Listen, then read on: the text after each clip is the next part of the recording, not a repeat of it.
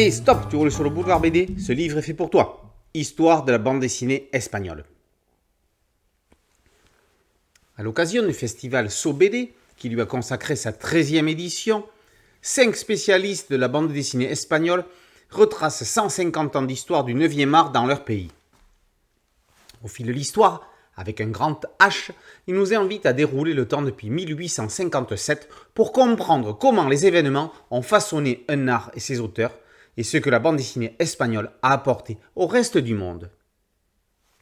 Manuel Barreiro, docteur en communication, rédige le premier chapitre consacré aux origines de 1857 à 1939.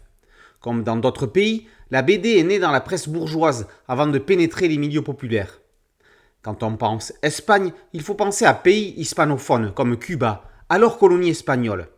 La revue La Charanga accueille dès 1857 des BD avec des cases non détourées, sans bulles, des planches légendées signées Victor Patricio Landaluz, alias Bayaceto. En Espagne même, c'est en Catalogne que la presse illustrée commence à se développer. Barreiro montre comment des précurseurs ont apporté chacun leur pierre à l'édifice. Au début du XXe siècle, la bande dessinée, jusqu'alors plutôt satirique et politique, laisse peu à peu place à l'humour. Des revues sont fondées. Bientôt viendra le temps des TBOs, publications imprimées essentiellement faites de BD, devant leur nom au magazine TBO, né en 1917. En même temps, le public s'élargit. La BD intéresse toutes les classes sociales, public de tous âges et tous sexes. Dans les années 30, la BD américaine débarque avec des auteurs comme Alex Raymond, Lee Falk ou Harold Foster. Antonio Altariba, essayiste et scénariste, raconte la bande dessinée sous le régime franquiste, de 1940 à 1975. Contre toute attente, l'Espagne du Caudillo impose la BD comme le médium dominant. Le réalisme, les sentiments et l'humour se partagent les pages des magazines. Au milieu des années 60, 6 millions d'exemplaires de TBOs sortent de presse chaque mois. À l'orée de ces années, Francisco Ibáñez crée dans le magazine Pulgarcito, édité par Bruguera, les aventures de 2 détectives privés, Mortadelo et Filemón. Il verse dans le loufoque et la parodie. La série sera éphémèrement éditée en France par les éditions Mon Journal.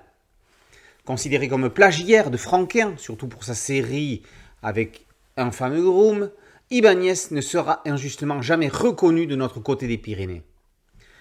Au début des années 70, le roman photo prend le pas sur une certaine BD sentimentale.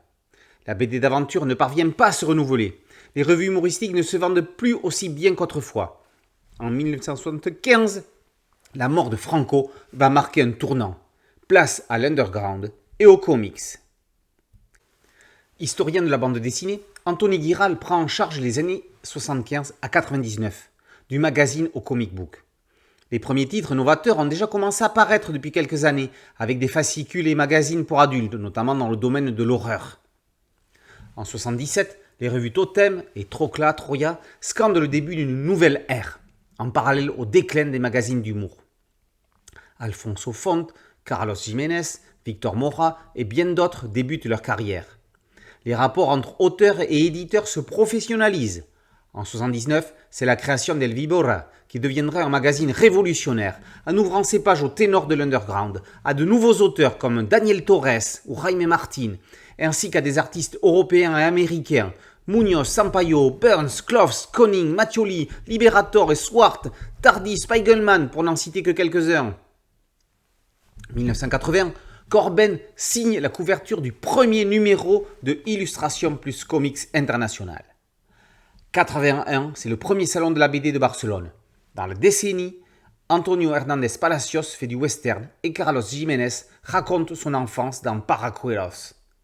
Les magazines se multiplient jusqu'à l'avènement du manga, avec, comme en France, Akira et Dragon Ball, et du comics, version espagnole, dont Torpedo par Bernet et Abuli est un digne représentant. Le dernier chapitre, signé Noelia Ibarra et Alvaro Pons, professeurs d'université, s'attache au nouveau visage des TBOs au XXIe siècle.